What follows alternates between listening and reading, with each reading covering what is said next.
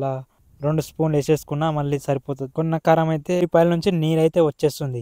ఒక కప్ అయితే శనగపిండి వేసేసుకు 2 చెంచాల మక్క పిండి వేసేసుకున్నా. ఇక మొత్తానికైతే పకోడీ అయిపోయింది. తాజాగా ఉన్నది. వేడి వేడి సాయంత్రం పూట పకోడీ వేసుకొని ఉల్లిగడ్డలు నిమ్మకాయ వండుకొని ఇక ఇక అంచుకైతే చాయ్ వేసేసుకున్నా. ఇక తినేసిన. ఇక మస్తు అనిపించింది. ఇక ఉల్లి పకోడీ 4 ఉల్లిగడ్డలతోటి అయితే పకోడీ చేస్తున్నా. ఆ ఉల్లిగడ్డలు తీసుకొని కటింగ్ చేసుకున్నా చిన్నగా. ఇక వీడియోలో చూపించినట్లుగా కటింగ్ అయితే చేసుకున్నా. కటింగ్ చేసుకోవడానికి చాలా టైం పట్టలేదు. ఒక 5 నిమిషాలలో కటింగ్ చేసేసుకున్నా. చిన్న ముక్కలుగా పొడవుగా ఉల్లిగడ్డలు కోసిన కొద్దీ నా కళ్ళకించి నీళ్ళు వచ్చేస్తున్నాయి.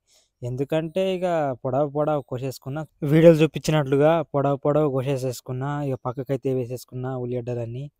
ఇక ఫటాఫట్ కావాలని నా ఉద్దేశం. కానీ కాలేదు. ఇక పని అట్లనే అయిపోతుంది. ఉల్లిగడ్డలు అంటావా చాలా చిన్నగా ఉండే కొన్ని తీసుకున్నా. 4 తీసుకున్నా. ఉల్లిగడ్డలు కోయడానికి 10 నిమిషాలు అయిపోయింది. ఎండిన కొత్తిమీర అయితే తీసుకున్నా. నా దగ్గర కొత్తిమీర పచ్చిది లేకుండే. ఒక్కోసారి ఎండిన కొత్తిమీర కూడా పనిచేస్తుంది. అది ఆ కొత్తిమీరని పొడవుగా కోసేసుకున్నాక ఒక పక్కకైతే పెట్టేసుకున్నా. అంతలో కలేమాకైతే తీసేసుకున్నా. 4 రెబ్బలు చిన్నగా ఒక తిక్కు కటింగ్ చేసేసుకున్నా. తీసుకొని ఆ వీడియోలో చూపించినట్లుగా కటింగ్ చేసుకున్నా. ఎందుకంటే పెద్దగా ఉన్నదనుకో ఇబ్బంది. అది కూడా ఒక పక్కకు పెట్టేసుకున్నా. ఇప్పుడు కట్ చేసుకున్న ఉల్లిపాయలు అయితే గుళ్ళలో వేసుకున్నా. కొత్తిమీర కూడా ఉండే పక్కకు, అది వేసుకోలేను. ఫస్ట్ అయితే అవి వేసుకున్నాయి పొడిగా విడివిడిగా రావాలని అట్లా వేసేసుకున్నా. ఉప్పు అయితే వేసేసుకున్న అంతలో. ఇక తగినంత ఒక స్పూన్ అయితే వేసేసుకున్నా. సరిపోతుంది. పోయింది. ఇంట్లో ఉన్న కారం అయితే వేసేసుకున్నా. ఒక స్పూన్ చాలా 2 స్పూన్లు వేసేసుకున్నా. మళ్ళీ సరిపోతుంది. కొన్న కారం అయితే అంతగా కారం ఉండదు కదా, ఇంట్లో కారం అయి అంతగానం వేసేసుకున్నా. ఇంత ఒక సగం స్పూన్ అయితే గరం మసాలా వేసేసుకున్నా తగినంత. అందులోనే ఇక కలిపేసుకున్నా. ఇక ఉప్పు కారం మసాలాలు కలిపేసుకునడానికన్నా 2 చెంచాలు అయితే ధనియాలు అయితే వేసేసుకున్నా. చాలా బాగుంటాయి ధనియాలు. తిన్న కొద్ది కట్ట అంటాయి. ఇప్పటిదాకా కట్ చేసుకున్న కరివేపాకు అలాగే ఎండిన కొత్తిమీర అయితే తీసేసుకొని అన్ని వేసేసుకున్నా. ఇక దానిలో కలుపుకోవడానికి ధనియాలు కొత్తిమీర అవి వేసేసుకొని కలిపేసిన. ఒక చెంచా అల్లం వేసేసుకున్నా. ఎందుకంటే టేస్ట్ బాగుంటుందని. కలుపుడు నా సామిరంగా అయితే నీళ్ళైతే వేసుకోవద్దు. కట్ చేసిన ఉల్లిపాయల నుంచి నీరైతే వచ్చేస్తుంది. ఒక కప్ అయితే శనగపిండి 2 చెంచాల మక్క పిండి వేసేసుకున్నా. సరిపోతుంది కానీ అది వేసేసుకొని కలిపేసుకొని టక్కగా అప్పుడు కొద్దిగా కలిపిన కొద్దీ వేసుకున్న మసాలాలు కారం పేస్ట్ అంతా గట్టిగా అవి ఇక ఇంకొక సగం కప్ అయితే వేసేసుకున్న. పొడి అయిందని కలిపిన కొద్దీ మసాలా ఫ్లేవర్స్ అయితే చాలా బాగా వస్తున్నాయి. కొద్దిగా నీళ్ళు తీసుకున్నా. ఒక సగం గ్లాసు నింత ఇవి వేసేసుకొని కలిపిన కొద్దీ బాగా సరిపోయింది. నీళ్ళు అయితే గట్టితనమైన కొద్దిగా నీళ్ళు అయితే వేసేసుకున్నా. కొద్దిగా ఎందుకంటే బూద లెక్కలే కాగలదని. ఇక మంచిగా గట్టిగా అయ్యేటట్లా చూసుకున్నా. నీళ్ళు వేసుకున్న నుంచి అయితే నాకు తగ్గినట్లయితే కలిసేసింది నీళ్ళు. సరిపోయింది. ఇప్పుడు చూపిస్తూ చూడు, ఈ వీడియోలో చూపించినట్లు ఉంటే సరిపోతుంది పిండి. కోడి కలిపెట్టుకున్న పిండి అయితే పక్కకు పెట్టేసిన. స్టవ్ అయితే ముట్టిద్దాం. మొక్కేసి ఉన్న దేవుళ్ళకైతే మొక్కేసిన. బాండి అయితే పెట్టేసి బాండి అయితే వేడైంది. 250 గ్రాముల నూనె అయితే పోసేసుకున్నా. నూనె అయితే వేడైంది. అట్లా టెస్ట్ చేసుకోవడానికి కొద్దిగా ఉల్లిపాయ అయితే వేసేసిన.